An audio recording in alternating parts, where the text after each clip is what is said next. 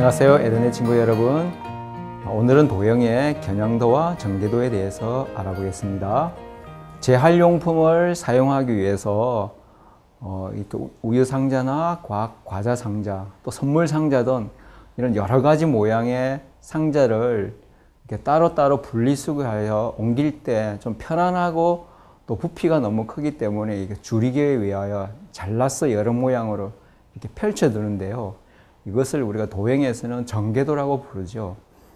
이 정제도는 상자를 자르는 방향에 따라서 여러 가지 모양이 될 수 있어요. 자, 그럼 어떤 모양의 정제도가 있는지 한번 알아보겠습니다. 먼저 직육면체는 면이 6개, 모서리가 12개, 꼭지점이 8개가 있어요. 이것을 보이는 대로 그리면 면이 3개고 모서리는 9개, 꼭지점 7개밖에 이렇게 그릴 수가 없는데요. 그래서 보이지 않는 면이나 모서리나 꼭지점을 점선으로 나타내기 위해서는 직육면체의 평행인 모서리는 서로 평행이 되게 그리고 또 보이는 모서리는 실선으로, 보이지 않는 모서리는 점선으로 그린 그림을 우리가 직육면체의 겨냥도라고 불러요. 자, 이렇게 모든 입체 도형의 겨냥도는 보이는 모서리는 실선으로, 또 보이지 않는 모서리는 점선으로, 그리고 모서리가 없는 원기둥이나 원뿔도 보이지 않는 부분은 이렇게 점선으로 나타내야 돼요. 자, 그런데 직육면체를 펼치면은 6개의 직사각형이 평면 위에 그려지는데요. 이렇게 직육면체를 펼쳐서 평면에 나타낸 그런 그림을 직육면체의 정제도라고 불러요. 이 정제도는 접었던 부분은 이렇게 점선으로 나타내지만 나머지 부분은 실선으로 그려줘야 돼요. 이 직육면체의 정제도의 특징을 보면은 여러 가지 모양으로 그릴 수 있는데, 첫째 평행인 면은 2개씩 세 쌍이 나오고, 또 두 번째 서로 마주보는 면은 모양과 크기가 같은 합동이에요. 그리고 세 번째는 맞닿는 선분의 길이는 서로 꼭 같아야 돼요. 하지만 이렇게 펼쳐진 그림이라고 모두 직육면체가 되는 것은 아니에요. 이게 보면 잘못된 정제도는 직육면체를 만들 수가 없기 때문에 정제도를 바르게 그려야 딱 접었을 때 똑바른 직육면체를 만들 수가 있어요. 서로 다른 정육면체의 정제도를 만약에 그려본다면은 가정제도는 왼쪽의 정제도에서 두 옆면을 위아래로 각각 이동을 시키면 만들 수 있는 정제도예요. 그리고 나정제도는 처음에 정제도에서 옆면을 아래로 이동한 다음에 다시 밑면을 아래로 2번 이동시켜 만드는 그런 정제도예요.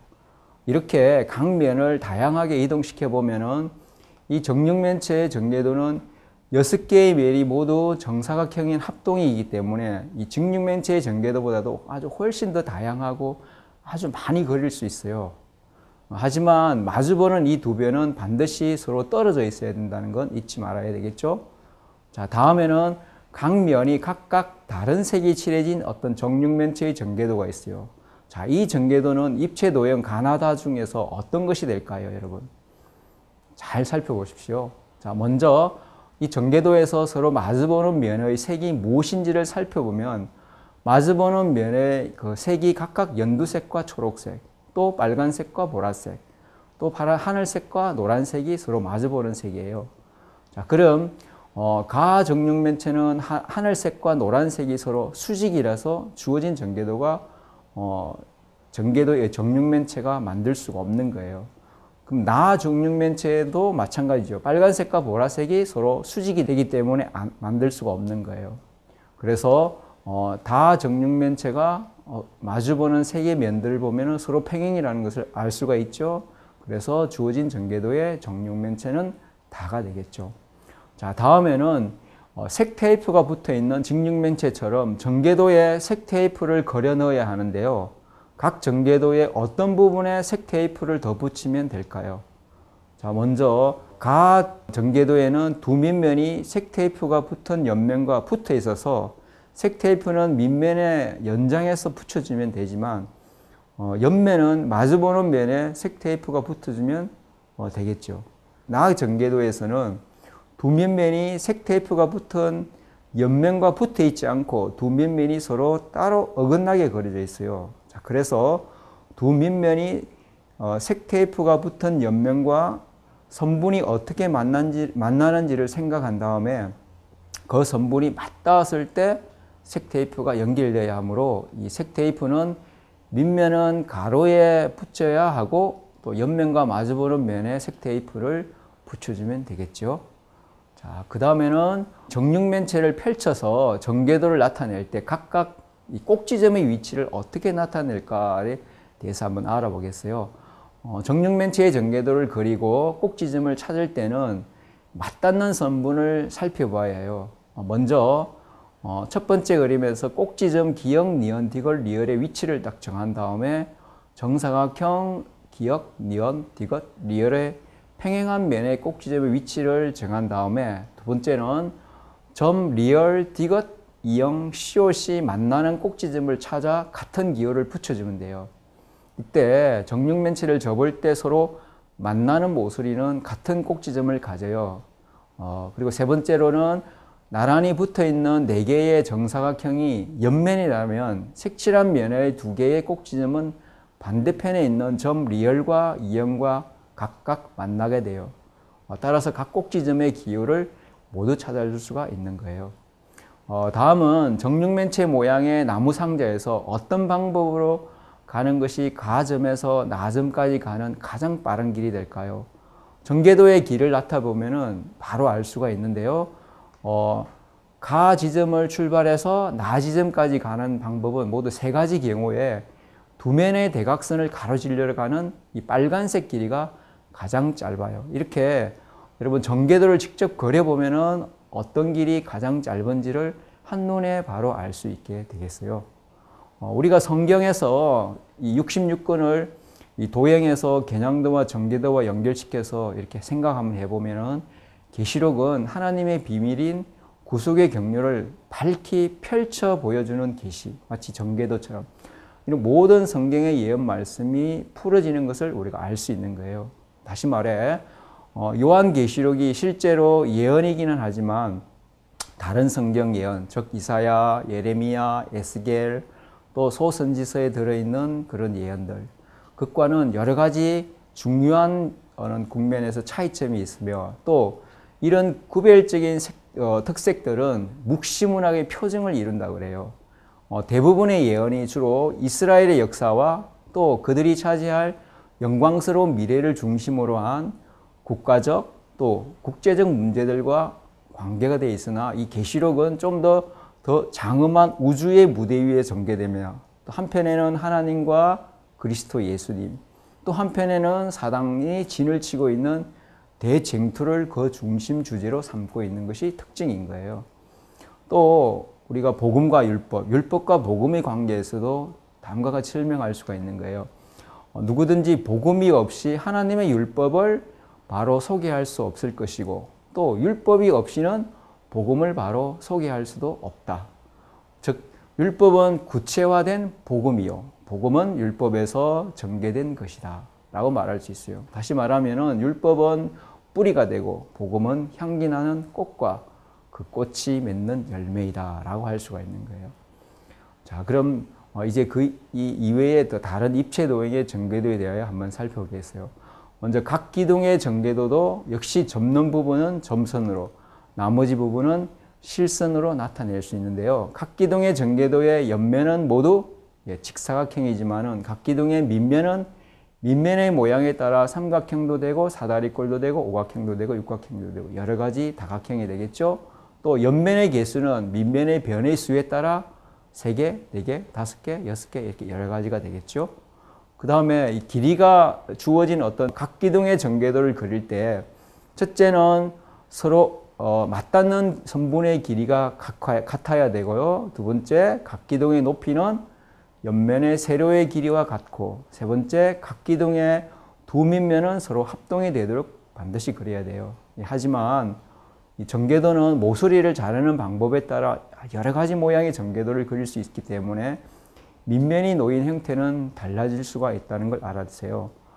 그 다음 각불의 전개도를 보면은 옆면의 모양은 항상 이등변 삼각형이 되지요. 그리고 옆면의 개수는 밑면의 변의 개수에 따라 달라져요. 삼각뿔이면 옆면은 3개고 사각뿔이면 옆면은 4개. 옆면의 수는 밑면의 변의 수에 따라서 달라지겠죠.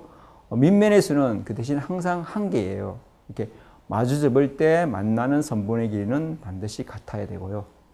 그 다음에 원기둥에서도 마찬가지죠. 모서리는 없기 때문에 옆면은 어느 한 부분을 밑면과 수직으로 잘라서 펼치면은 두 개의 원과 직사각형이 생겨요. 이때 원기둥의 전개도에서 옆면을 보면 옆면의 가로 길이는 밑면의 둘레의 길이와 같고 옆면의 세로의 길이는 원기둥의 높이와 같아지겠죠. 자, 그 다음 마지막으로 여러분 꽃갈 모양의 원뿔의 전개도가 있는데 어떻게 될까요? 이 원뿔의 전개도는 밑면은 원이고 옆면은 부채 모양인 부채꼴이 되겠어요. 이 원기둥에 가점에서 출발하여 옆면을 타고 쭉 올라서 나점까지 갈 때 가장 짧은 거리를 가려면 어떻게 가면 알 수 있을까요? 이때도 마찬가지 전개도를 생각해 보면 아주 간단하게 알 수가 있는데요. 옆면은 직사각형이 되겠죠. 이렇게 직사각형의 대각선을 따라 쭉 올라가면은 가장 빠른 시간에 나점에 도착할 수 있는 거예요. 자, 그런데 여러분, 이 식물의 과학의 지식을 알고 있는 이 원리대로 지혜롭게 살아가는 꽃이 있어요. 어떤 꽃일까요? 한번 맞춰보세요. 네, 맞습니다. 나팔꽃이죠. 이 나팔꽃은 나무가지를 타고 올라가는 모습을 보면 이 원기둥의 옆면의 대각선을 따라 올라가는 것과 똑같은 것을 알 수가 있는데요. 성경에 보면은 많은 나무들이 등장해요. 특히 종려나무, 백향목, 참나무 이런 것들은 홀로 서서 아무런 지지대나 지주가 필요 없다고 그래요. 근데 지지대나 지주가 꼭 필요한 나무가 나오는데요. 그것이 무엇이냐? 예. 이런 말씀이 있죠. 내가 참 포도나무요 라고 예수님께서 말씀하신 것처럼 포도나무는 반드시 시령을 감고 이렇게 지지대를 감고 하늘을 향하여 올라가요. 또 우아한 종려나무나 높이 자란 백향목이나 강한 참나무를 선택하는 대신에 예수님께서는 덩굴이 매달려 있는 포도나무를 자신을 나타내는 상징으로 사용하신 것은 이와 같이 인성을 쓰신 예수 그리스도도 거룩한 하늘의 능력에 의지하셨다는 것을 알려주는 기원이에요. 그래서 예수님께서는 내가 아무것도 스스로 할 수 없노라 라고 이런 말씀을 하셨던 거예요. 유대인들은 항상 포도나무를 가장 고상한 식물이며 또 힘있고 뛰어나며 열매를 잘 맺는 모든 것의 상징이라고 항상 생각했어요. 그래서 구약 성경에는 이스라엘은 하나님께서 약속의 땅에 심으신 포도나무로 대표되고 있는데요. 유대인들은 그들의 구원의 희망을 그들이 이스라엘과 연결된 사실에 근거를 두었어요. 그러나 예수님께서는 내가 참 포도나무라고 말씀하셨는데 이스라엘과 연결되었다고 해서 너희들이 하나님의 생명에 참여하는 자가 되고 그분의 약속의 상속자가 될 수 있다고 생각하지 말라. 그러면서 나를 통하여서만 영적 생명을 받을 수 있다라는 뜻이었어요. 그래서 나는 포도나무요 너희는 가지니라 라고 그리스도께서 예수님 제자들에게 말씀하셨던 거예요. 비록 예수님께서는 그 제자들을 떠나가려고 하셨지만 그들과 그분과의 영적 연합은 변함이 없을 것이라는 의미였어요. 예수님은 가지가 포도나무에 연결된 것은 너희가 나에게서 지지를 받아야 할 관계를 나타내는 것이라고 말씀하셨던 것이었어요. 그리고 어린 가지는 산 포도나무에 접붙여지되 섬유질과 섬유질, 잎과 잎이 연결되어 포도나무 줄기로 자라게 되는 거예요. 또 포도나무의 생명은 그 가지의 생명이 되는 거예요. 이와 같이 허물과 죄로 죽은 영혼이 그리스도와의 연결을 통하여 생명을 얻는 거예요. 예수님을 개인의 구주로 믿음으로써 연합은 이루어지는 거죠. 죄인이 그의 결점을 그리스도의 장점에 그 죄인의 텅 빈 것을 그리스도의 충만하심으로 또 죄인의 연약함을 그리스도의 항구적인 능력에 연합시킨다는 것이죠. 이때에 그는 그리스도의 정신을 가지게 되는 거예요. 그리스도의 인성이 우리의 인성에 감응되며 우리의 인성이 반대로 신성의 감응이 되는 거죠.